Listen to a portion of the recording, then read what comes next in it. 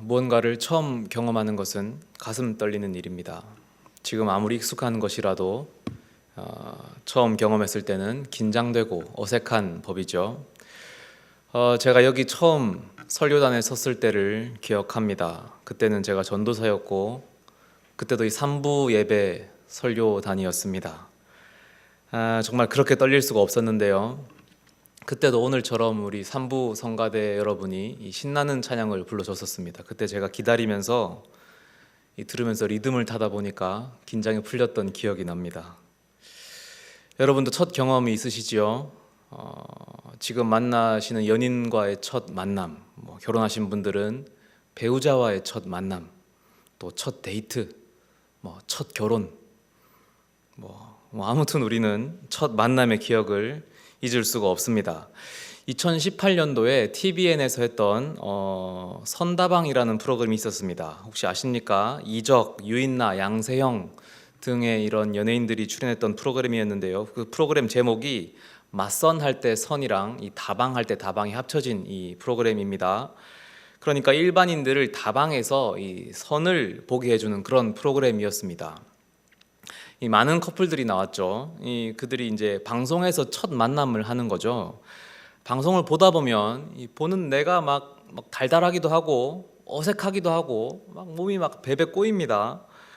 그 첫 만남의 긴장과 어색함과 가슴 떨림을 내가 대신 간접 체험하는 거죠. 보다 보면 내가 막 웃고 있고 그렇습니다. 오늘 본문은 바로 그런 첫 만남, 예수님과 제자들의 첫 만남을 담고 있는 장면이죠. 제자들이야말로 예수님과의 첫 만남을 잊을 수가 없었을 겁니다. 그래서 이 만남을 기록으로 남겼습니다. 등장하는 두 제자는 원래 세례 요한의 제자였고요. 한 명은 베드로의 형제인 안드레고 다른 한 명은 그 이름을 밝히지 않고 있어서 잘 확실히 알 수는 없지만 아마 요한일 거라고 추측합니다. 주목할 것은 이 두 제자가 예수님을 부르는 호칭인데요. 호칭이 변합니다.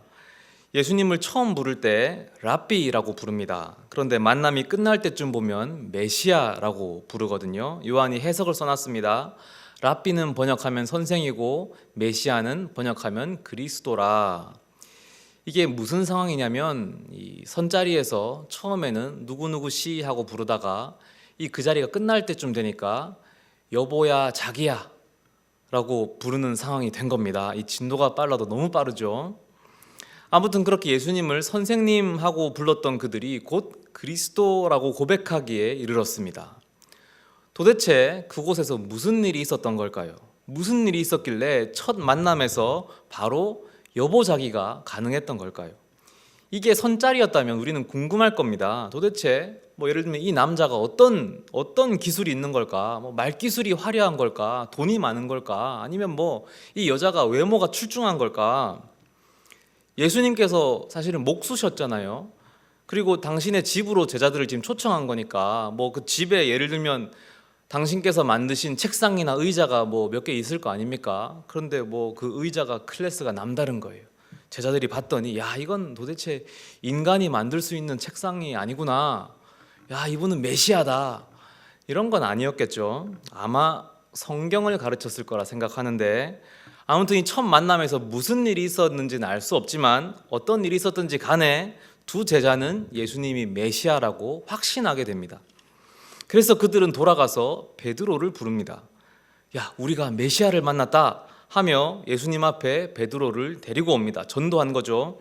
근데 또 신기한 건 예수님이 베드로를 이미 알고 계세요. 네가 요한의 아들 시몬이구나. 너는 장차 게바가 될 것이다. 게바는 번역하면 이제 베드로인데 우리말로 돌이라는 뜻이죠. 내가 너를 돌이라고 부르겠다. 이게 돌대가리라는 뜻이 아니고 너는 흔들리지 않는 교회의 반석이 될 것이다. 이 예언의 말씀을 주신 겁니다. 그렇게 베드로, 안드레 그리고 아마 요한 이 세 사람은 예수님을 따르게 되었습니다. 첫 만남의 강렬한 은혜가 이들을 예수님의 제자가 되게 만들었죠. 그래서 우리도 이런 본문을 보면 주님으로부터 은혜를 갈망하게 됩니다. 주님, 제자들을 초청해 주셨고 메시아이심을 깨닫게 해주신 것처럼 우리들도 초청해 주십시오. 체험을 주십시오. 인생에 대한 예언과 새로운 이름을 주십시오. 저희도 새로운 인생을 시작하게 해 주십시오. 그래서 제자들이 예수님을 따랐던 것처럼 저희도 주님을 따르게 해 주십시오. 그런데 이 제자들이요, 사실은 이 첫 만남 이후에 예수님을 바로 따르지 않았다는 사실을 알고 계십니까? 그들은 이 첫 만남의 그 떨림 이후에 주님을 따라 나선 것이 아니라 다시 일상으로 물고기를 잡으러 돌아갔습니다. 확인해 보죠. 마태복음 4장 18절부터 22절입니다. 예수님께서 어부들을 제자로 부르시는 유명한 장면인데요. 그 어부들이 바로 베드로, 안드레, 요한입니다. 같이 한번 읽어보겠습니다.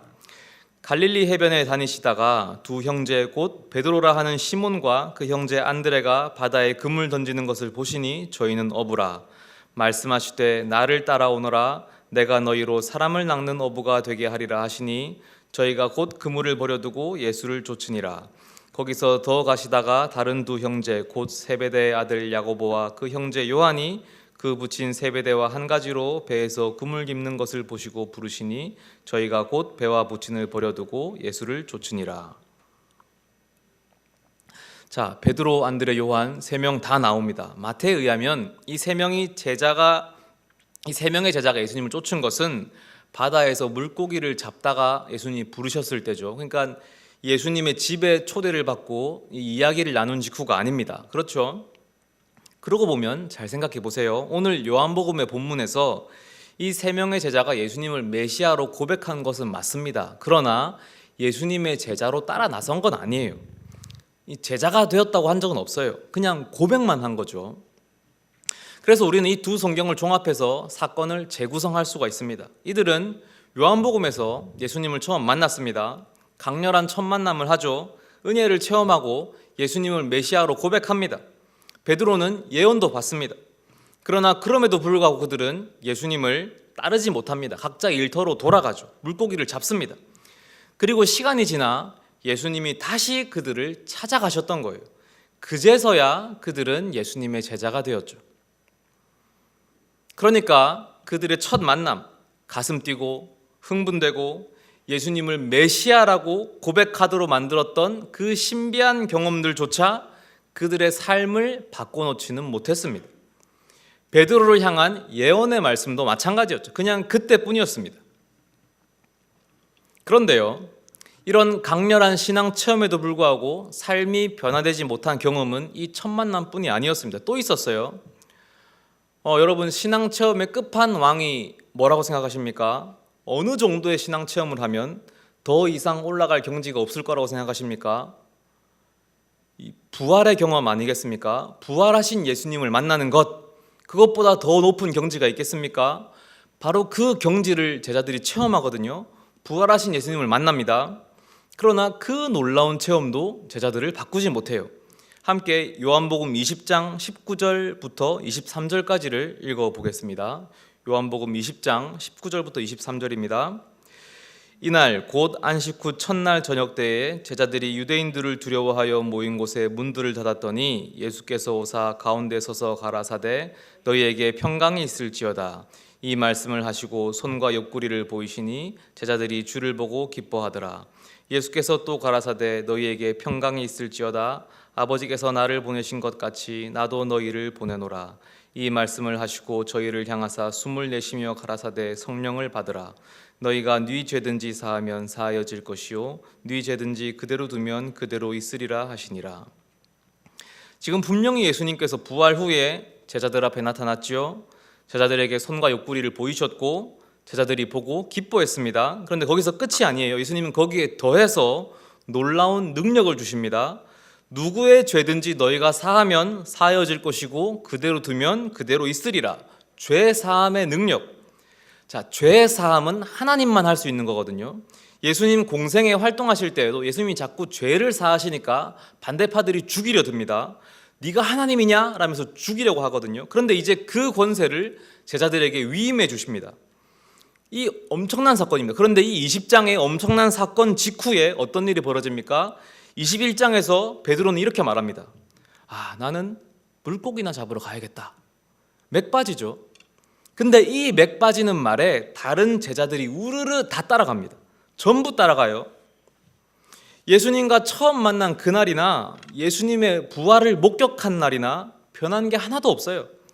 예수님을 메시아로 고백했던 체험도, 부활한 예수님을 만났던 체험도, 또 하늘의 권세를 위임받은 체험도 그들로 하여금 예수님을 따르도록 만들지는 못했습니다. 물론 결국에는 그들도 변하긴 했어요. 예수님께서 승천하신 뒤에 제자들은 예수님을 따르는 참 제자들이 되었죠. 우리는 사도행전을 통해서 그것을 확인합니다. 그럼 과연 무엇이 그들을 변화시켰습니까? 그 어떤 놀라운 체험으로도 꼼짝하지 않던 그들이 무엇을 계기로 예수님을 따를 수 있게 변했던 걸까요?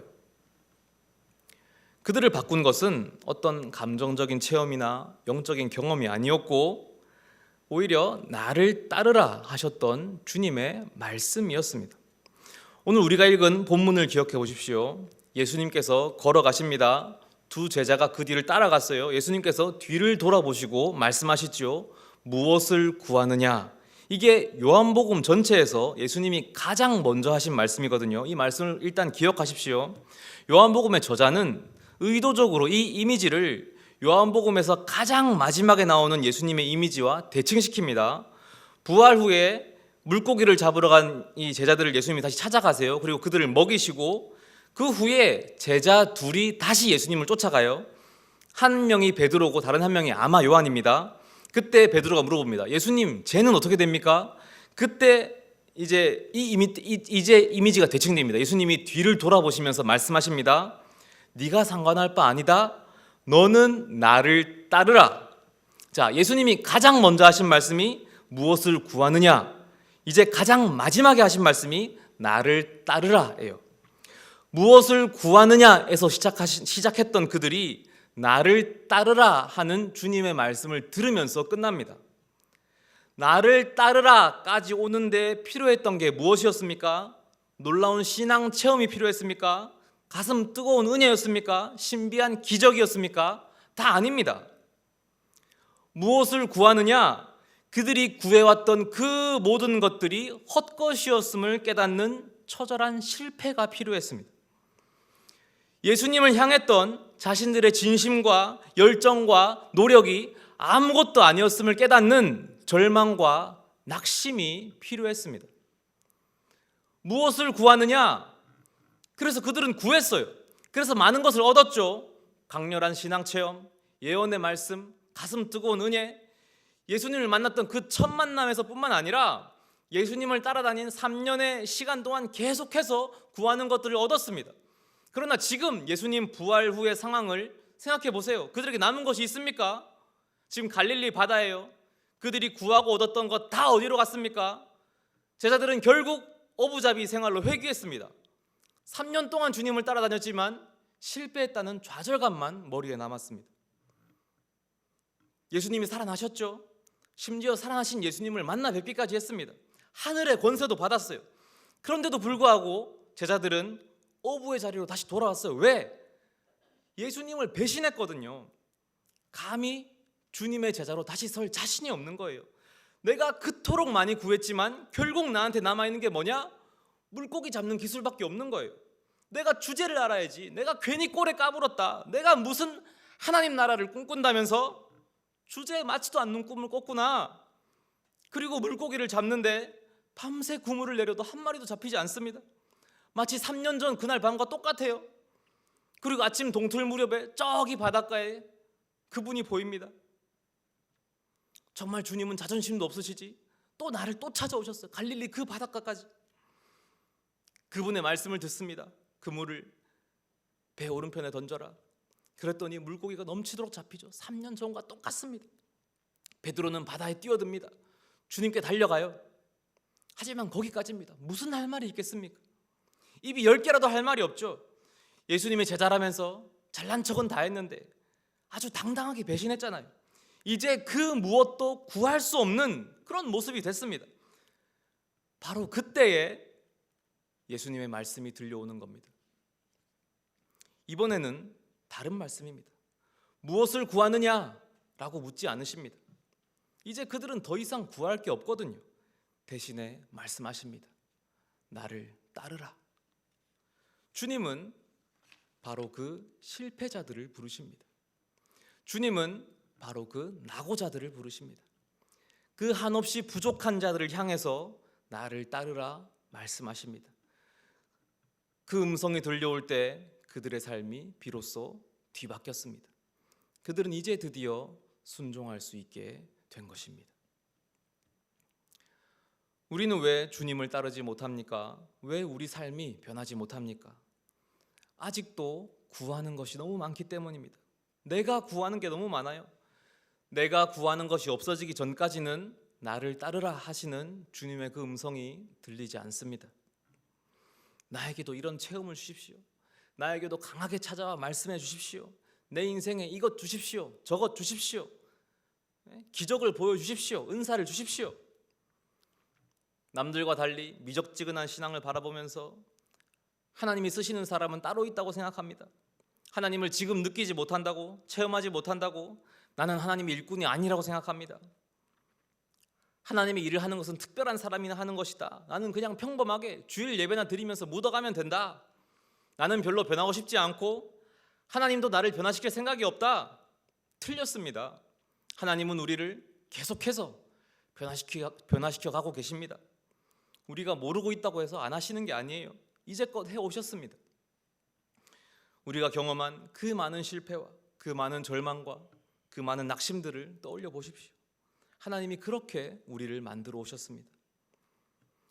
내가 가진 신앙이, 내가 가진 열심이, 내가 가진 실력이, 내가 가진 하나님에 대한 진심이 아무것도 아니었구나. 이렇게 근본 없이 한순간에 무너질 것이구나. 내가 사실은 하나님을 구하지 않았구나. 이것을 깨달아가게 만드시는 거예요. 첫 만남의 떨림, 그것만으로는 안 됩니다. 신비한 기적, 체험, 그것만으로는 안 됩니다. 그런 걸 너무 절대시하고 쫓아가서는 곤란해요. 제가 그걸 부정하는 것은 아니고요. 저를 잘 아시는 분은 아실 겁니다. 제가 새벽 기도하는 영상 찾아보십시오. 저는 통성 기도보다 방언 기도가 더 편한 사람이고요. 저와 교육부 해보신 선생님들은 저는 가끔 예언 기도를 해주기도 하고요. 그러나 그런 것들은 잠시에 불과하죠. 자극적인 걸 자꾸 쫓으면 더 큰 자극을 찾게 되고요. 우리가 언제 하나님을 만납니까? 우리가 어떻게 하나님 앞에 무릎 꿇을 수 있습니까? 우리가 어떻게 우리 인생을 뒤집을 수 있습니까? 어떻게 순종할 수 있습니까? 내가 세운 계획들이 계속해서 꺾여지고, 내가 하고자 하는 일들이 계속해서 실패하고, 내가 얼마나 형편없는 사람인 인정하게 될 때, 도저히 나 혼자 넘을 수 없는 장애물이 계속해서 몰려올 때, 내 주위에 아무도 없이 나 혼자 있을 때, 그래서 전심으로 하나님 앞에 항복하게 될 때, 하나님 앞에 무릎을 꿇고 완벽하게 엎드릴 수밖에 없을 때, 그때 비로소 주님의 음성이 들리게 됩니다. 너 안 되겠지? 이제 그만 포기하고 나를 따라라. 그 음성이 들릴 때 우리는 마침내 순종할 수 있는 겁니다. 내가 구하는 하나님이 도대체 뭡니까? 결국 내가 구하는 신앙의 모습이고, 내가 구하는 신앙의 체험이고, 내가 구하는 인생의 계획, 내 인생의 목표들인 겁니다. 내 입맛에 맞는 것들. 만약 이것들이 자꾸 꺾여지고 실패한다면 기뻐하십시오. 기뻐해야 됩니다. 참 죄송한 말씀이지만 앞으로도 우리는 더 많이 꺾이고 더 많이 실패할 것입니다. 그렇지만 그때 남들 시선 신경 쓰면서 부끄러워하지 마십시오. 실패 앞에서 당당하십시오. 왜냐하면 그것이야말로 하나님께서 우리를 선택하셨다는 증거이기 때문입니다. 하나님께서 선택하신 이상 반드시 우리를 반석으로 만들어내실 것입니다. 그때 우리는 나를 따르라 하시는 그 음성에 순종하면 됩니다. 주님이 우리 인생을 바꾸어 가십니다. 기도하겠습니다.